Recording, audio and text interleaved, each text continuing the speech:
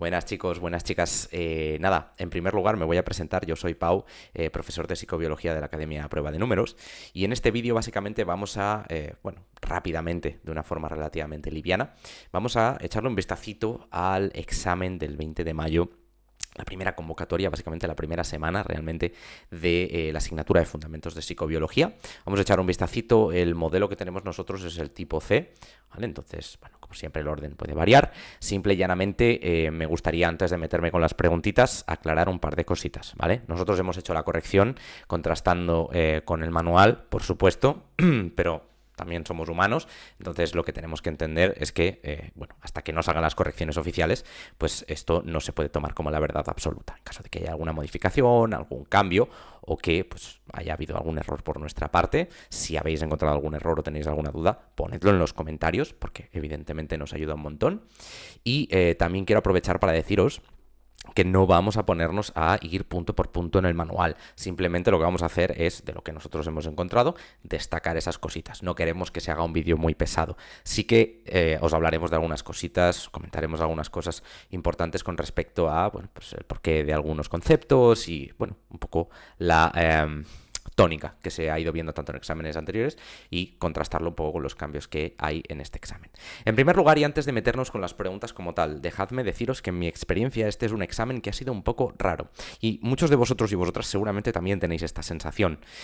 No en vano es un examen que escapa un poquito a la tendencia, ¿no?, que habíamos ido encontrando en convocatorias en años anteriores, básicamente, ¿no?, incluso en las recuperaciones, en las cuales había pues una dominancia realmente de temas como el tema de sistema neuroendocrino, el tema 13, ¿no? Aquí hemos visto bastante, bueno, pregunta, ¿no?, que se relaciona con aspectos quizás un poco más oscuros de la filogenia, quizás un poquito más oscuros también del tema 14, pero bueno, quizás las preguntas enrevesadas, ¿no?, del tema 14 no son una sorpresa a estas alturas. Sea como fuere, vamos a entrar y vamos a echarle un vistacito, ¿vale? Ahora que ya hemos hablado un poco de el aspecto introductorio, vamos a hablar de las primeras preguntitas. Nos hablan, en primer lugar, de la red de vasos linfáticos del sistema nervioso central, ¿vale? Y aquí pasa con esta pregunta como con muchas otras del tema 14, realmente hay una, como os digo, tendencia a ensalzar esa dificultad o esa especificidad en el tema 14.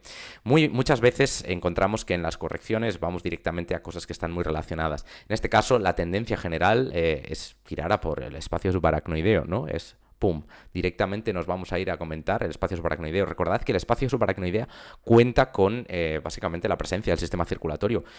Vasos sanguíneos es lo que ahí encontramos junto con líquido cefalorraquídeo, pero no vasos linfáticos. Ese puede ser el error que encontremos, así que una de las cositas que nosotros en la academia siempre recomendamos es leer y encontrar el famoso sujeto que decimos nosotros en los exámenes. Los vasos linfáticos es de lo que me preguntan. Es una de esas cositas, es un detalle localizado básicamente hacia el principio del tema 14 y la respuesta correcta es la dura madre. En la dura madre encontramos una amplia red de vasos linfáticos y se rompe esa concepción previa, ¿no?, que es algo que nosotros también es muy importante enfatizarlo en las clases, la concepción de que el sistema nervioso central era un mundo aparte del sistema inmune. No, en la dura madre se han encontrado, ¿no?, de hecho se encuentran estos vasos linfáticos.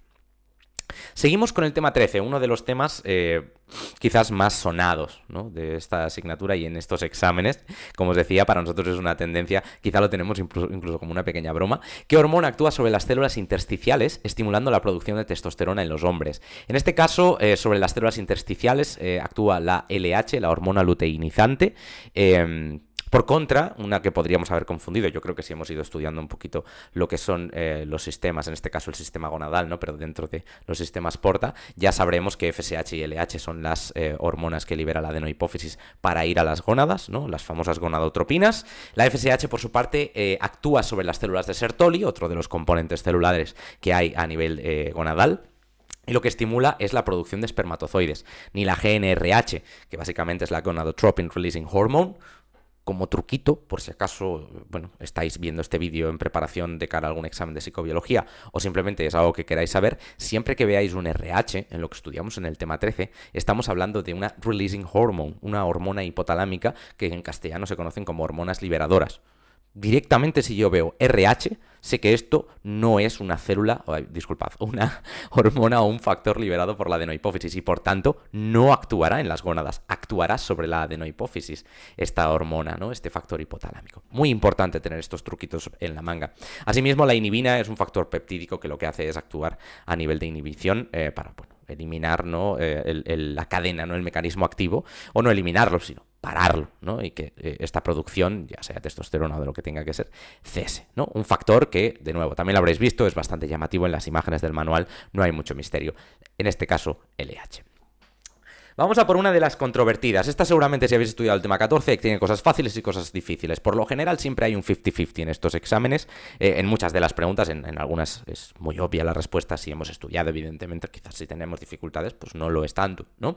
En el caso de la inmunidad humoral, las células de memoria. Recordemos que las células de memoria son la biblioteca en lo que a este tipo de inmunidad se refiere, ¿no? Guardan ese conocimiento. Nos plantean en algunas de las respuestas, ¿no? En las dos primeras específicamente, esta dualidad entre la capacidad de producir anticuerpos o la incapacidad para producirlos. En este caso no es ninguna de las dos. Las células de memoria pueden producir anticuerpos, solo que lo harán tras diferenciarse a células plasmáticas. Recordad, las células plasmáticas son la fábrica, son la célula que produce, ¿no?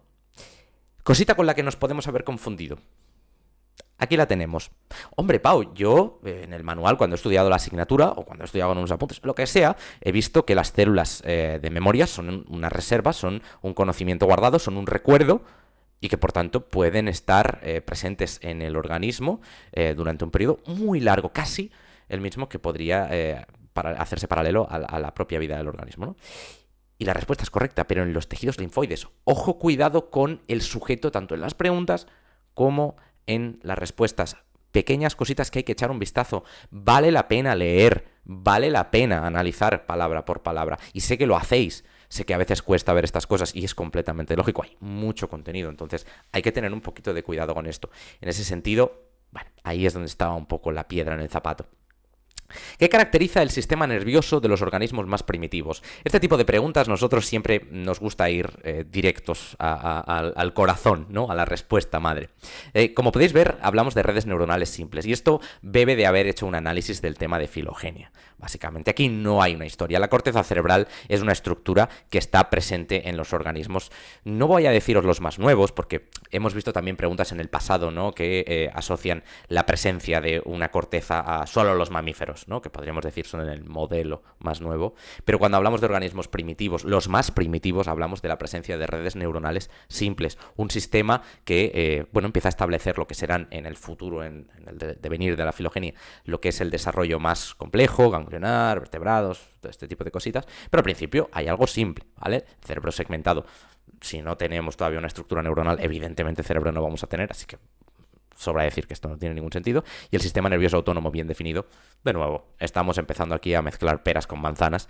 Es una respuesta relativamente fácil. Por suerte en este examen hay algunas respuestas que son de este calibre. Si hemos visto el tema, yo creo que prácticamente no vamos a tener ningún problema en responder. Esta es uno de los regalos extraños desde la perspectiva de nuevo, haber podido hacer ese análisis de lo que es el tema. Siguiente preguntita, ¿cuál de las siguientes hormonas se considera una hormona trópica? Una hormona trópica por definición, y esto es un poquito similar a lo que os comentaba previamente con las RH.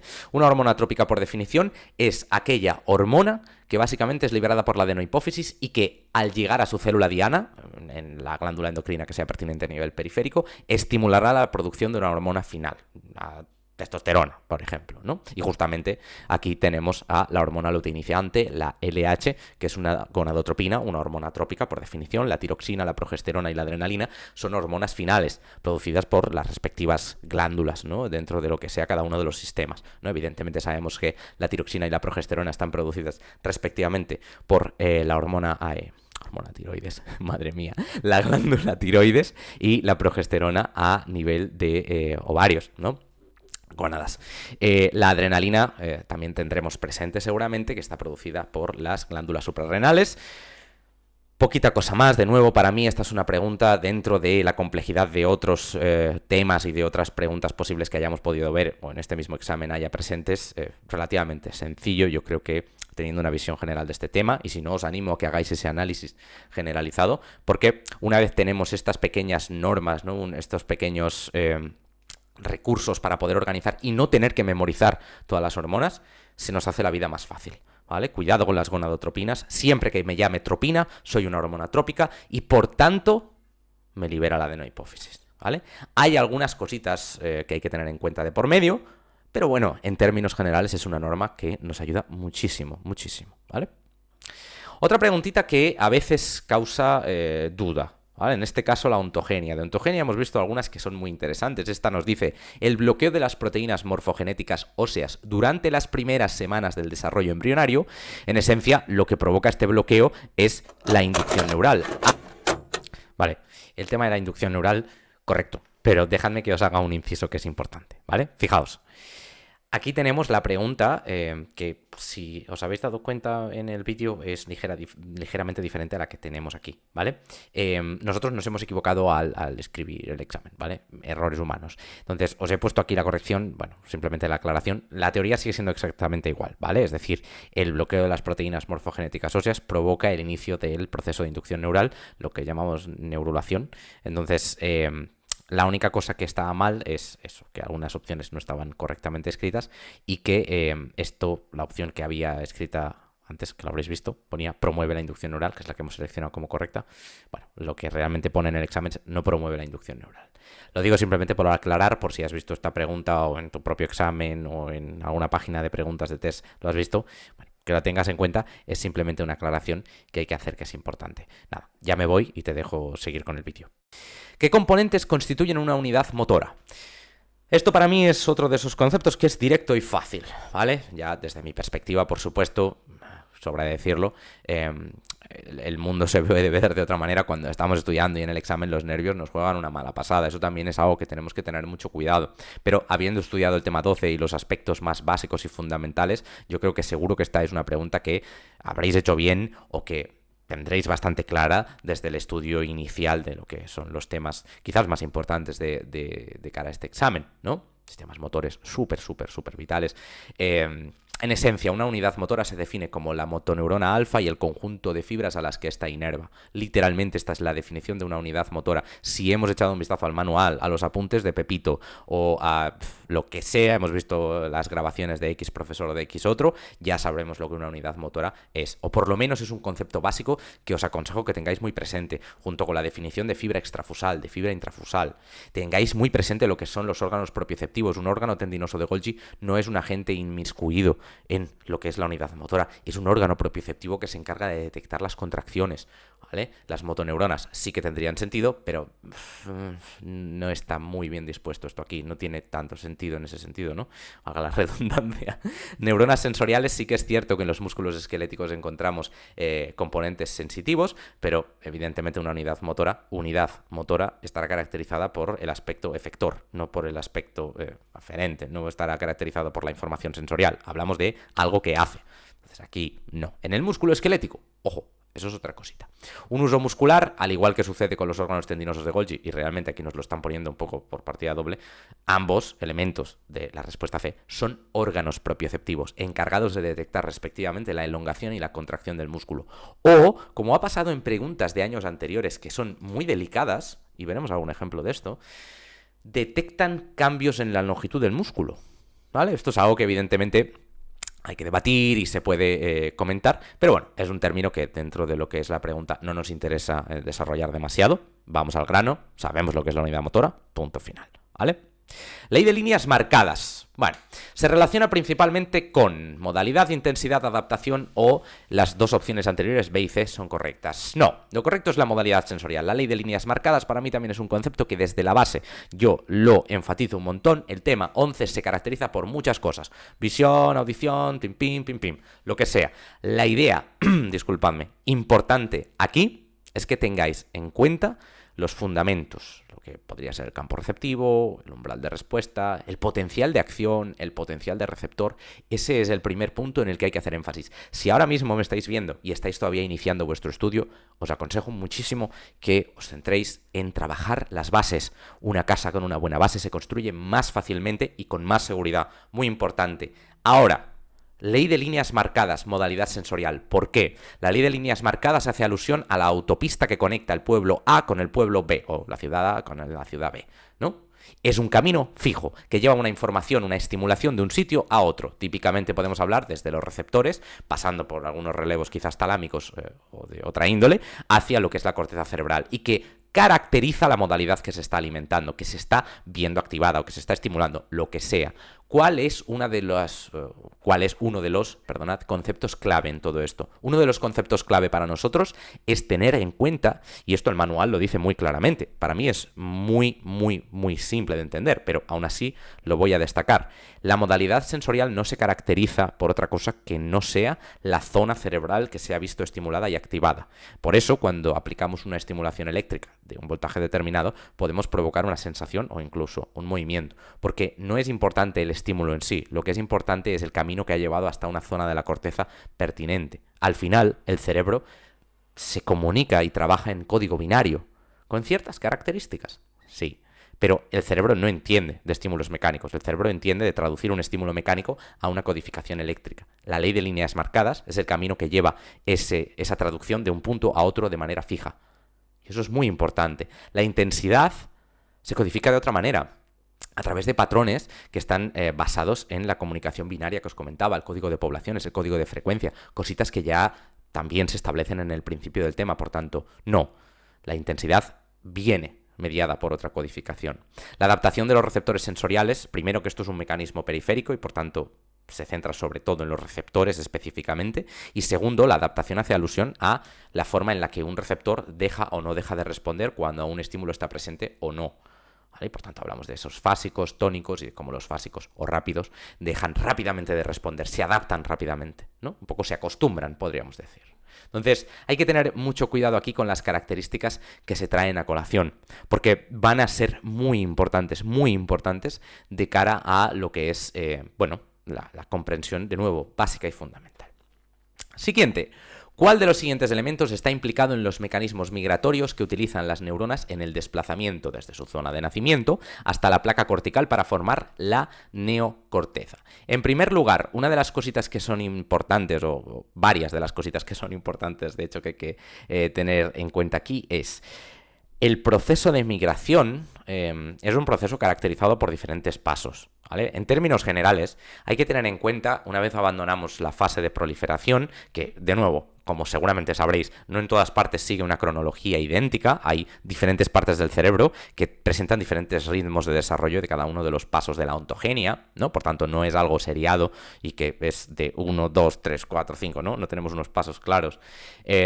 Teniendo presente un poquito este aspecto generalizado en el desarrollo, cuando conocemos la salida de la proliferación hacia la migración en la región que sea, hay que tener en cuenta, evidentemente, los agentes principales, las células de glía, las células horizontales, los elementos que ayudan a comunicar entre los neuroblastos o las neuronas en desarrollo y estos diferentes agentes, y por tanto tener un poco la imagen general, ¿vale? Mi recomendación cuando tengáis este tipo de planteamientos es que estudiéis este tipo de procesos, al igual que os decía con el caso del tema 11, de una manera más horizontal, en lugar de intentar construir verticalmente y meternos el septum paleal, hem cortical, y tener todos estos puntos claros, que son importantes. Antes, montaos un poco una historia, entended el conjunto general, entended cómo se empiezan a desarrollar inicialmente las células horizontales, que viajarán en primer lugar a la zona más superior, ¿no? Más superficial de lo que es la placa cortical, la corteza en desarrollo básicamente, y cómo desde allí, gracias a la relina, generarán ese efecto llamada para las neuronas que hayan nacido cerca de la zona ventricular y subventricular, y así se iniciará un proceso que, siguiendo por o pasando por las migraciones aleatorias e incluso radiales, nos llevará a la interacción entre los neuroblastos y la glía radial mediante el uso de moléculas de adhesión para poder conformar de esa forma tan característica, ¿no? Con la típica estructura de ladrillos, ¿no? De la primera capa inferior seguida de las subsecuentes que son más superiores, ¿no? Y que se van conformando de una manera muy característica ascendente.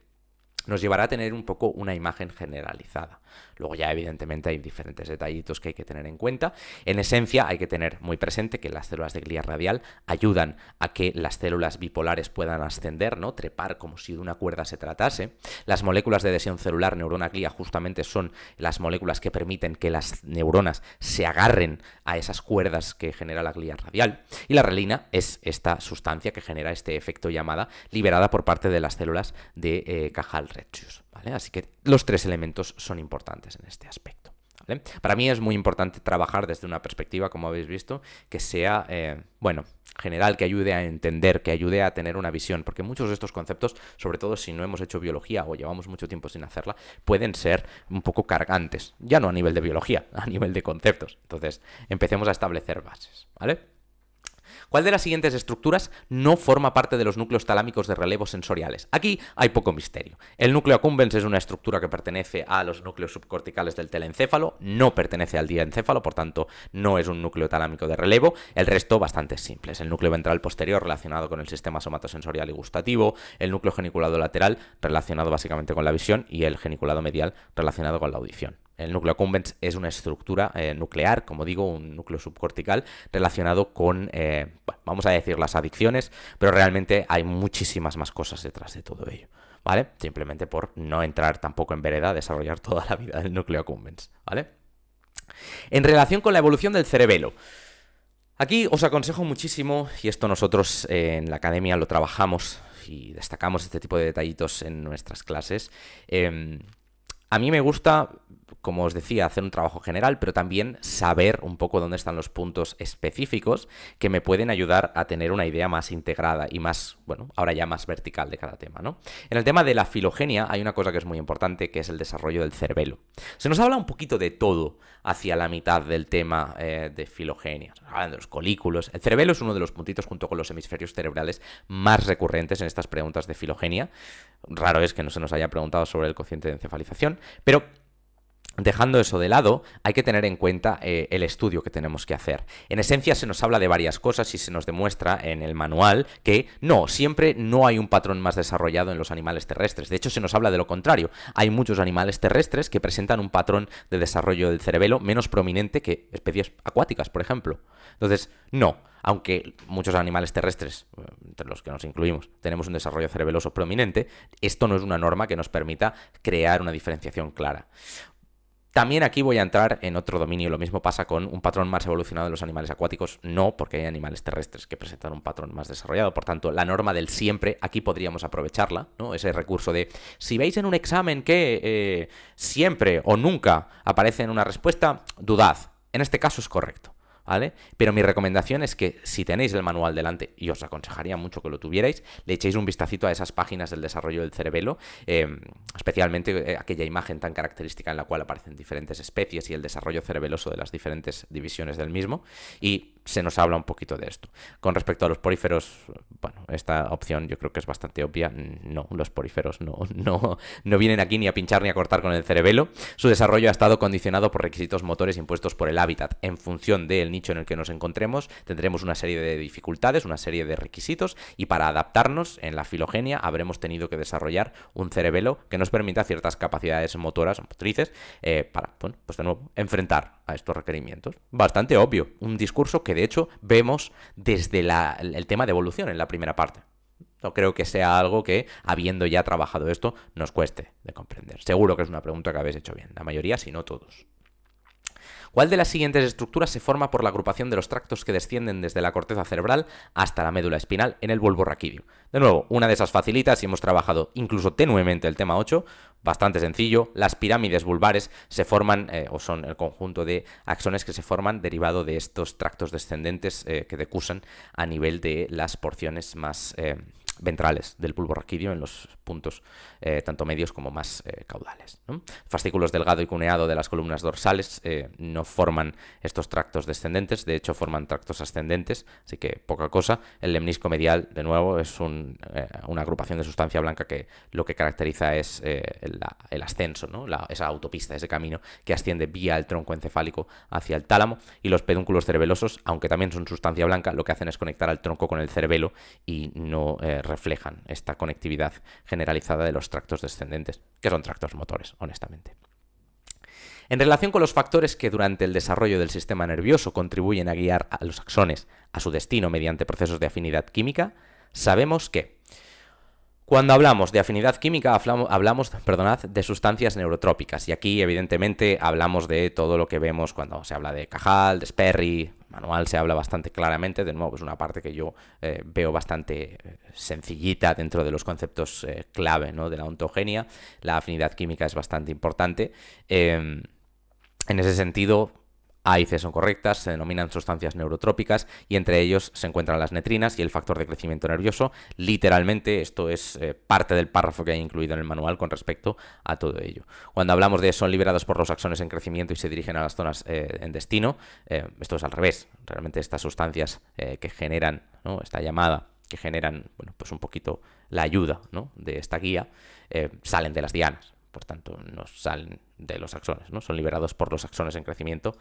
No, en ese sentido, un poco al revés, creo que también es bastante claro. Mucho cuidado con los ejemplos, porque el factor de crecimiento nervioso también es otro elemento que se ve más adelante en el tema de ontogenia. Bueno, Levi-Montalcini y todas las cositas, ¿no?, a nivel de crecimiento que se relacionan con la purga, ¿no?, la muerte neuronal. Bueno, también es una relación que tenemos que tener en cuenta y que tenemos que ser cuidadosos. Nos dicen, para aportar una mayor capacidad de procesamiento y de adaptación en el control motor, las vías motoras descendentes están organizadas en paralelo. Las características de la organización paralela de las vías descendentes son las que han permitido esta mayor capacidad de procesamiento y de adaptación en el control motor. Y os recomiendo que le echéis un vistacito en el manual cuando se habla de la descripción de las vías, que son seriadas, que son directas, que son indirectas. En el tema 12 se nos dice literalmente que esto es en paralelo. Esta es la comprensión que hemos sacado, porque realmente se nos habla de cómo es esta organización en paralelo la que ha contribuido a que haya una mayor capacidad de procesamiento y de adaptación en el control motor, ¿vale? Esta es una pregunta que es delicada.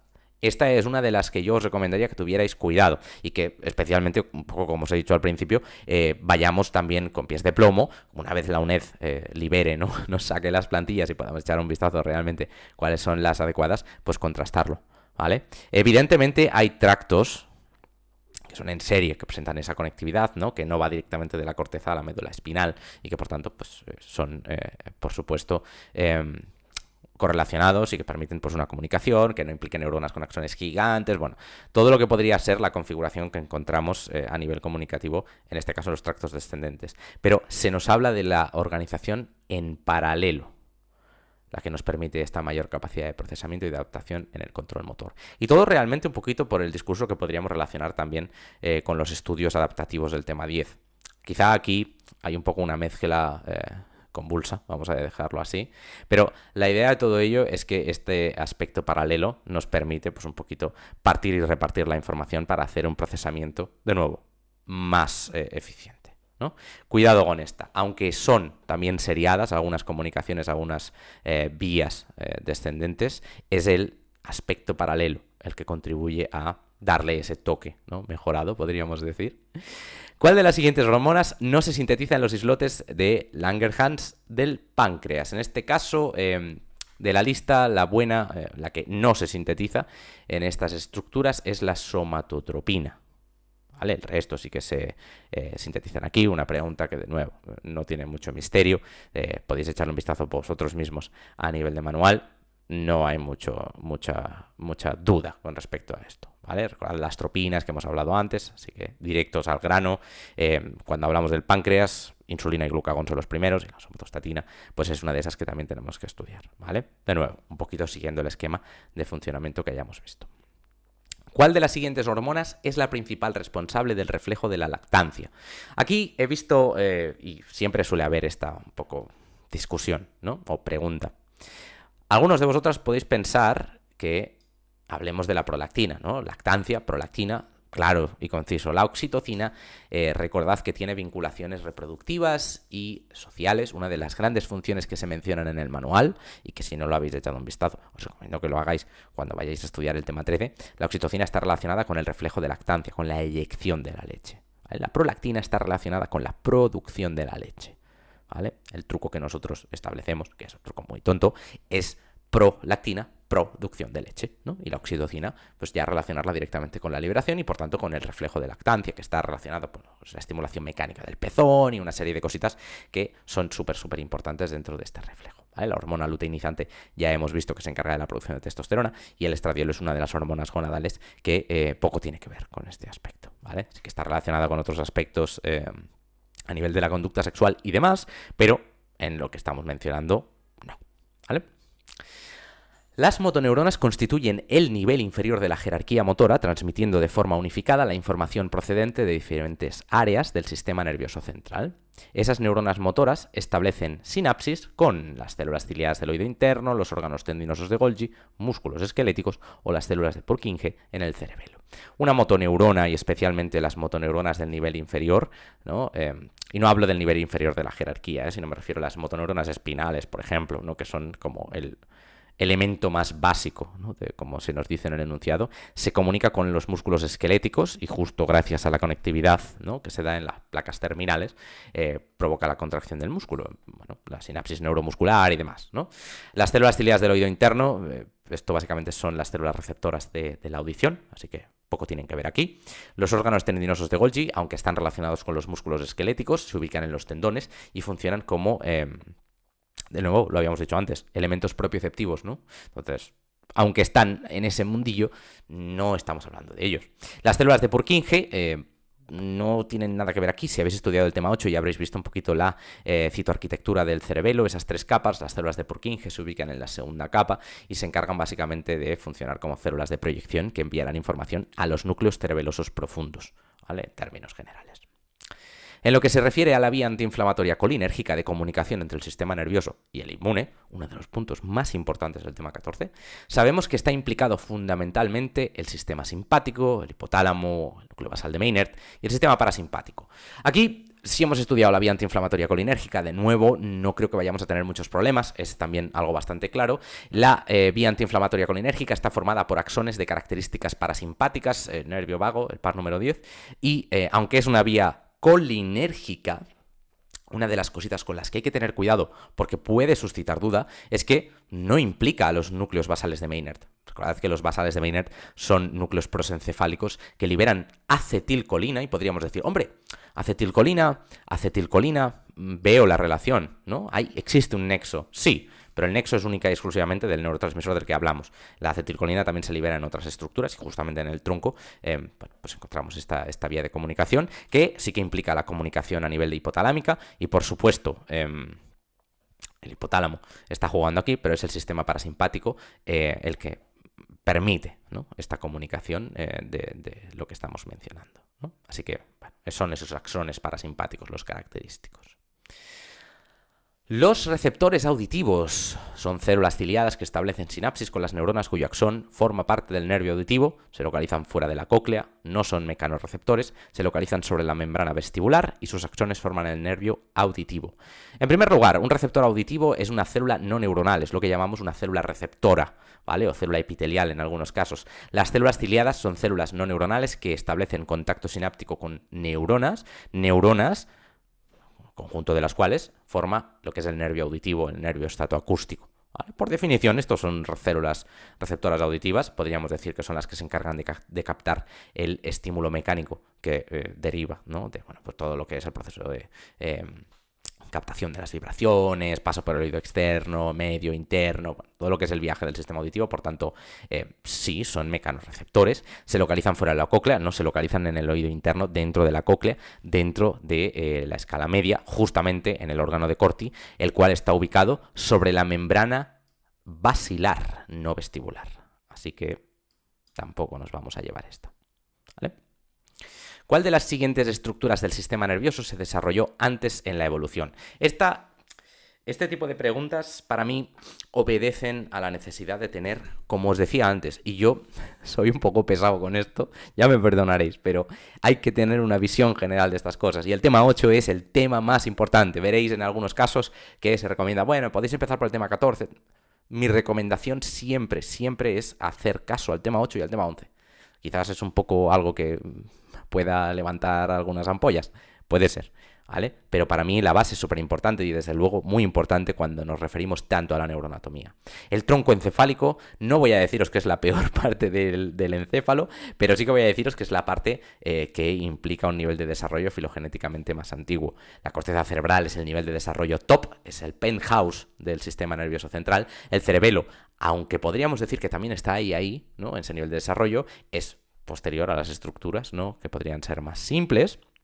Y el hipotálamo está un poco en tierra de nadie.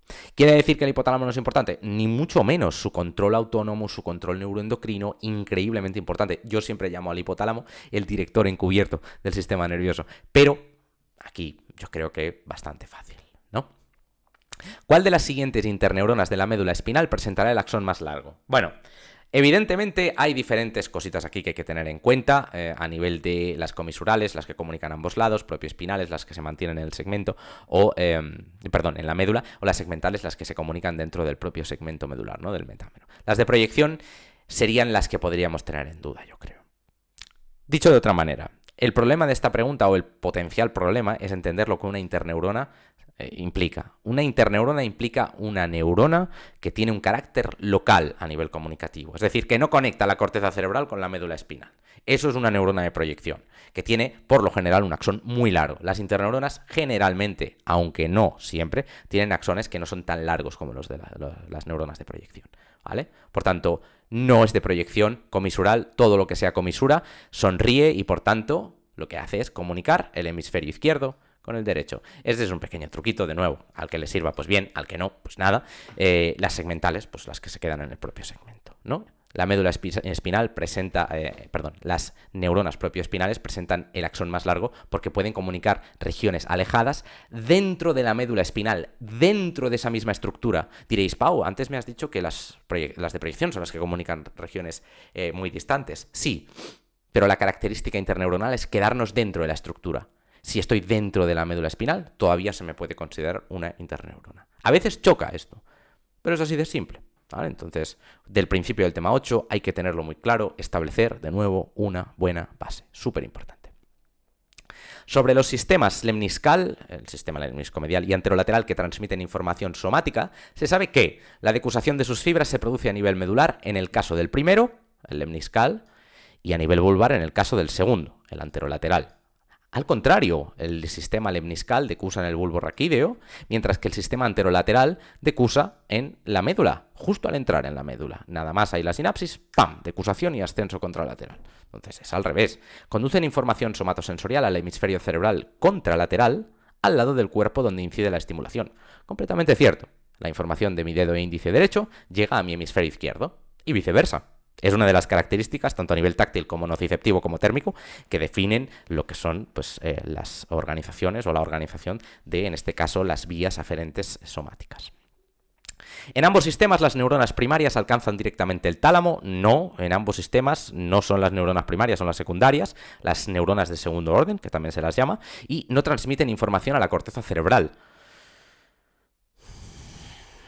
Evidentemente, pues habrá una transferencia de información a la corteza cerebral. Esto es una de esas cosas que yo creo que todos podemos ver, pero bueno, las vías aferentes llevan la información a la corteza cerebral. En este caso, estas dos llevan información a la corteza. Hay otras vías pues, que pueden parar en otro punto y que sirven a otro propósito, por supuesto, ¿no? En relación con los fotorreceptores, sabemos que los bastones participan en la visión nocturna o con luz tenue, mientras que los conos se activan con la visión diurna. Efectivamente, esta es la partición que hay que hacer para cada uno de los tipos de fotorreceptores. Los bastones son los de la luz baja o de baja intensidad, los que utilizamos durante la noche. Se suele decir que son los de la visión nocturna, como veis aquí, mientras que los conos son los de la visión en color. Necesitan gran cantidad de luz para activarse y por tanto son los que utilizamos en la visión diurna, cuando durante el día pues hay más cantidad de luz, ¿no? Los conos se concentran en la fóvea, lugar donde la imagen sufre menor distorsión y donde no hay convergencia en la sinapsis con las células bipolares. En efecto, esta es también una de las frases típicas y copiadas del manual, no hay ningún problema con ella. Hay que tener muy en cuenta que los conos, esos fotorreceptores que se encargan de la visión de color, son los que están presentes en la zona de la fóvea, aquella región que tiene una mayor agudeza visual o que presenta la zona de mayor agudeza visual. Y esto es debido a que la luz llega poco distorsionada. En la fóvea justamente se aprecia una estructura que permite la separación de lo que es la conectividad retiniana, de la circuitería, lo cual, como he dicho, permite la llegada, la incidencia de la luz directa directamente a lo que es los fotorreceptores, ¿no? Y por tanto, de nuevo, una mayor claridad. De ahí que se utilice durante el día este tipo de fotorreceptor, en conjunción con las características adaptativas y demás, ¿vale? No quiero decir que es por estar en la fobia por lo que vemos en color. Simple y llanamente es algo que hay que tener muy en cuenta en cuanto a lo que la distribución retiniana, ¿no? Esta circuitería retiniana se refiere. Además, justamente en la fobia, la característica de mayor agudeza visual, ¿no? El hecho de que la fobia, que es lo que se corresponde a nivel de campo receptivo con el punto de fijación, el lugar al que yo miro es el lugar que se representa en la fobia.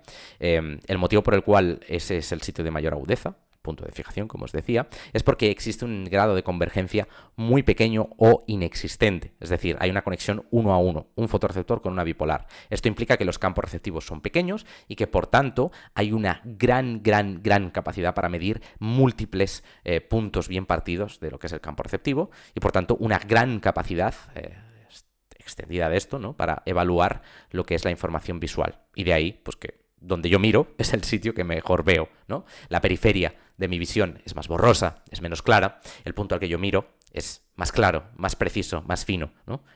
El punto al que yo miro en la retina tiene campos receptivos pequeños. La periferia, ¿no? La región periférica, la región foveal dentro de la retina, tiene campos receptivos más grandes, ¿no? Contienen pigmentos visuales, completamente cierto, eso es lo que permite que se lleve a cabo la transducción, ¿vale? Recordad, la rodopsina y demás es el característico ejemplo, de los bastones. Poco misterio, ¿vale? Un fotorreceptor, todos los fotorreceptores tienen fotopigmentos, no os confundáis, a veces pensamos que solo los conos tienen fotopigmentos, no, todos los fotorreceptores tienen fotopigmentos, es lo que les permite llevar a cabo esta transducción. ¿Cuál de las siguientes estructuras no envía órdenes directas a las motoneuronas del tronco del encéfalo y de la médula espinal, aun siendo una estructura fundamental en el sistema motor? En este caso hablamos del cerebelo. El control directo de las motoneuronas del tronco no se lleva a cabo por parte del cerebelo. Sí que hay conexiones directas con regiones como los núcleos vestibulares, pero básicamente no acabamos conectando con motoneuronas del tronco del encéfalo de manera directa, órdenes directas. La comunicación del cerebelo y su intervención sobre el control motor o sobre el movimiento se lleva a cabo primordialmente a través del tálamo y otras conexiones, ¿no? Que tendréis presentes, bueno, relevos de los núcleos cerebelosos profundos y demás, ¿vale? Por tanto, no. El resto de estructuras poco tienen que pintar aquí. La circunvolución subcallosa, el giro subcalloso básicamente que está ubicado, ¿no? Como su nombre bien indica, justo por debajo del cuerpo calloso.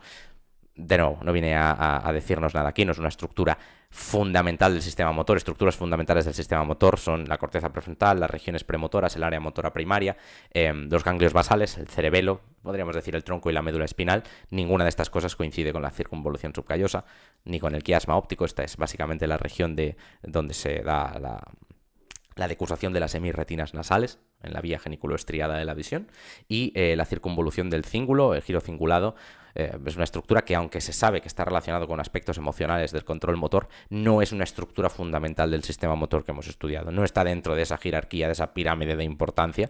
Por tanto, podemos estar muy tranquilos. Cerebelo en este caso, ¿vale?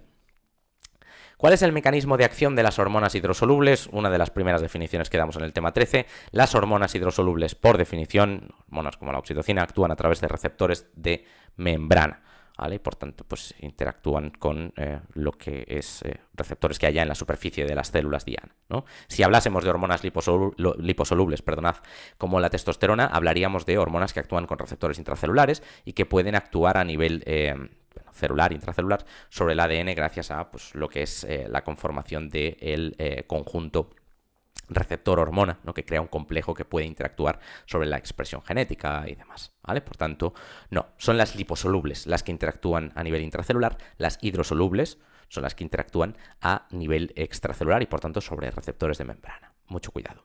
Evidentemente, cuando hablamos de actuación sobre receptores de membrana y por tanto actuación extracelular, eliminamos directamente el ADN y los ribosomas. Son estructuras que hay dentro de la célula. Para interactuar con ellas hay que entrar dentro de la célula.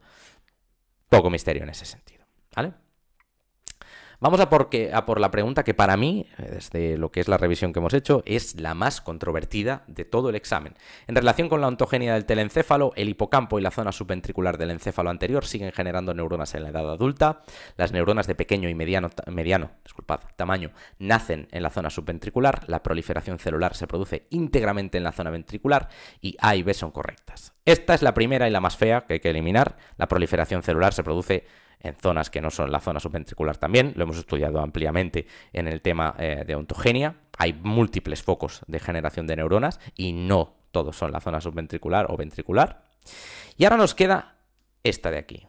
Hay que tener mucho cuidado. Nosotros hemos estado analizando y literalmente por lo que nos dicen en el manual, el hipocampo no es la estructura que puede generar neuronas, es el giro dentado y por tanto la formación hipocampal. Y por tanto, teniendo en cuenta el conocimiento que se nos dice en el tema 8 y sabiendo que el hipocampo, propiamente dicho, la palabra hipocampo hace referencia a las regiones que llamamos CA, los cuernos de Amonis, no podríamos decir que esto es correcto. Si nos dijesen la formación hipocampal y la zona subventricular de lo que son las regiones encefálicas que corresponden a los ventrículos laterales, entonces sí, pero es muy atractivo y desde nuestro punto de vista, evidentemente, todo queda, como os he dicho al principio, a juicio final de lo que nos digan los profesores, que al final es su palabra la que acaba mandando. Esto no es incorrecto, es una palabra muy llamativa, lo cual haría que la D no fuese cierta y, por tanto, la A tampoco, ¿no? El hecho de que A sea incorrecto hace que, evidentemente, A y B son correctas, sea también una afirmación incorrecta, ¿no? Es debido a que se nos dice que la neurogénesis en la edad adulta se da en la formación hipocampal y las regiones del encéfalo que corresponden al cuerpo de los ventrículos laterales, a la superficie, mejor dicho, de los ventrículos laterales. Por tanto, este aspecto que puede ser más vago, que a lo mejor los profesores acaban dando por bueno, cosa que no deberían, porque el hipocampo y la formación hipocampal no son lo mismo, es lo que a nosotros nos hace estar en alerta. Quedaremos un poco a la espera una vez salgan las plantillas y resolveremos eso, pero lo que es completamente cierto es que las neuronas de pequeño y mediano tamaño nacen en la zona subventricular. Completamente cierto. Es una de las cositas que vemos cuando estudiamos el aspecto de proliferación y posteriormente su contraste con la migración, ¿no? Entonces, es una de esas preguntas que para mí es delicada. Veremos.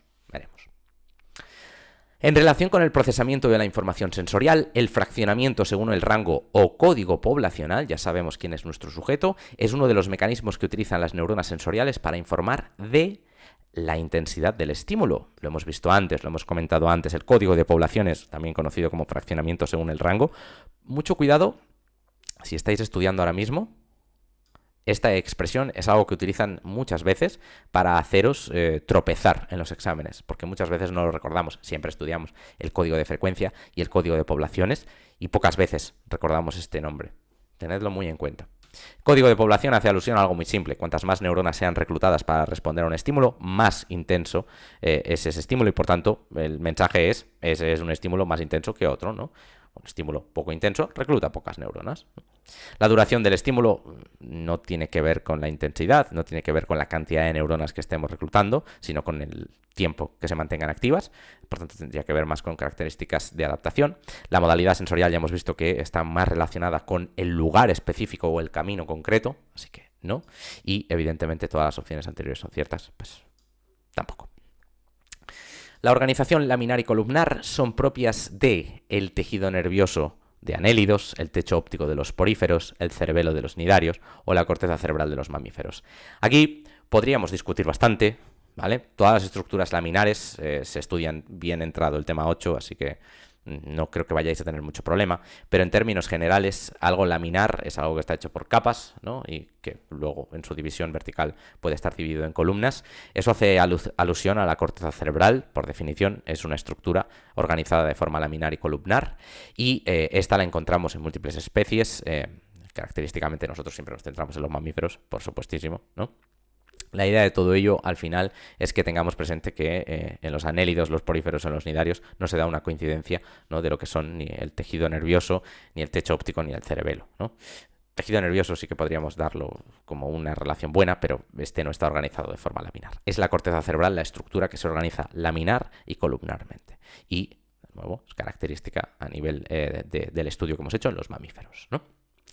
En la respuesta integrada y coordinada que da el sistema inmune ante los agentes extraños parecen tener una función muy importante. Esta es una bastante controvertida, porque algunas de estas estructuras las hemos estudiado tanto en el pasado como en esta parte de lo que es la asignatura. Se habla de los exosomas, algo que recientemente se ha ido encontrando. Básicamente estos exosomas pueden actuar también como células presentadoras de antígenos y evidentemente pues sirven para esta respuesta de carácter coordinado, ¿no? Los propioceptores, órganos tendinosos de Golgi y usos musculares, no tienen nada que ver aquí. Los eosinófilos son células inmunes que están relacionadas con procesos a nivel de inflamación, de alergia, de fagocitosis. Y bueno, están vinculados, esto lo veréis al principio del tema 14, están muy relacionados con otros tipos de células a nivel del sistema inmune. Y los oligodendrocitos, aunque también tienen algunos tipos de interacción con el sistema inmune, son células de glía y células de glía que se centran en lo que es básicamente la cobertura mielínica, de la mielinización en el sistema nervioso central. En ese sentido, poca relación con lo que se nos menciona aquí. Un aspecto muy específico del tema 14, un clásico de pregunta en lo que a este nivel de especificidad se refiere para este tema. Entonces, bueno, no es una sorpresa. Este es el tipo de preguntas que yo siempre a los alumnos recomiendo que, a no ser que es algo que tengamos claro, a no ser que tengamos muy claro lo que nos están preguntando, es difícil y, por tanto, es quizás más prudente no responderla.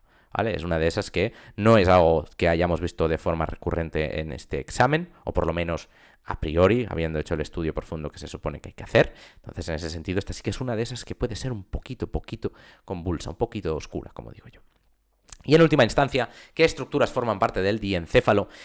Una pregunta, opino personalmente que es muy fácil y seguramente que veréis la facilidad en esto. El truco para el diencéfalo es la familia tálamo. Siempre que te llames tálamo, estás dentro del diencéfalo. Si no te llamas tálamo, no estás dentro del diencéfalo. El cerebelo no forma parte del diencéfalo. El cerebelo forma parte del rombencéfalo. ¿Vale? El hipotálamo y la médula espinal no forman parte del diencéfalo. La médula espinal literalmente no está ni en el cerebro. Algo bastante obvio, ¿no? Estoy diciendo algo que veréis bastante claro, aunque el hipotálamo sí que forma parte del diencéfalo, y la corteza cerebral y el hipocampo forman parte del terencéfalo, por lo que no hay ningún misterio. Mucho cuidado con las divisiones encefálicas, porque, como se suele decir, las carga el diablo, ¿vale? Bueno, sin más, espero que esta revisión del examen os haya sido de utilidad. Espero que podáis encontrar una pequeña ayuda, una pequeña luz, como se suele decir, en esta revisión, en este comentario que hemos hecho de algunas preguntas. Habéis visto que hay preguntitas que son muy fáciles y muy asequibles y otras, bueno, pues que como siempre tienen un grado más concreto, ¿no? Para poder, por lo general, como se suele decir, optar a la nota, ¿no? Sea como fuere, muchas preguntas centradas en el tema 14 para variar, también preguntitas típicas de hormonas, ha habido un destacar de preguntas muy concretas también de lo que son los procesos de ontogenia, por tanto quizás un examen que ha tirado por otro camino, ¿no? Pero bueno, en términos generales yo creo que ha habido suficiente herramienta y suficiente pregunta que nos permite llegar a probar también evidentemente en función de lo que tengamos de puntuación en la PEC. Y de un poquito, pues como siempre, lo que hayamos estudiado. Si por contra nos estáis viendo para estudiar, espero que haya sido ilustrativo, que os haya echado un cable y que haya podido arrojar luz sobre algunas de las preguntitas que este año han aparecido, ¿vale? Y, bueno, en términos generales, si hay algo con lo que os podamos ayudar o queréis hacer algún comentario, decirnos algo, dejádnoslo aquí abajo en los comentarios, que como siempre estaremos encantados de ayudaros, ¿vale? También intentaremos dejaros un enlace a este mismo examen resuelto para que, lo podáis descargar y aprovecharlo por tener el formato. Y poquita cosa más. Nos despedimos aquí, nos vemos en el siguiente vídeo y que, que tengáis un buen día, una buena semana, que todo vaya fenomenal. Un saludo.